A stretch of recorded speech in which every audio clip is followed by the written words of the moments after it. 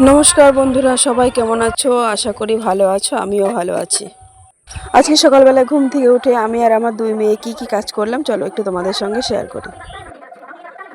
কদিন বৃষ্টি হওয়ার পর রোদ উঠতে না উঠতে আমি ঘরের সব জামাকাপড় বের করে ফেলেছি কাচার জন্য।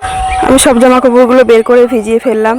তারপর দেখো বন্ধুরা, আমার উঠোনে যে গাছগুলো লাগানো ছিল সেই গাছগুলো কত নোংরা হয়েছে, কতদিন পরিষ্কার করা হয়নি, তাই আজকে সকালবেলা উঠে সেই গাছগুলো একটু পরিষ্কার করে ফেললাম। পরিষ্কার না করলে, যত্ন না করলে গাছগুলো একদম নষ্ট হয়ে যায়। আমার গাছগুলো একদম নষ্ট হয়ে গেছে, তাই একটু যত্ন করে পরিষ্কার করে নিলাম। গাছগুলো পরিষ্কার করা হয়ে গেলে তারপরে বন্ধুরা আমি ঘর দুয়ারটা একটু মুছে নিলাম। মুছে নেওয়ার পরে এবার বাসন মাজার পালা। দেখো বন্ধুরা, আমার মেয়ে সব বাসনগুলো মেজে নিল আর আমি একটু কলটা চেপে দিলাম বাসনগুলো ধুয়ে নেওয়ার জন্য। কতগুলো বাসন হয়েছে দেখো। দুজনে মিলে বাসনগুলো মেজে ধুয়ে পরিষ্কার করে নিলাম।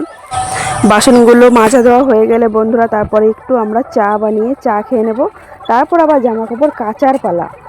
তারপরে আমি একটু ব্রাশ করে নিলাম।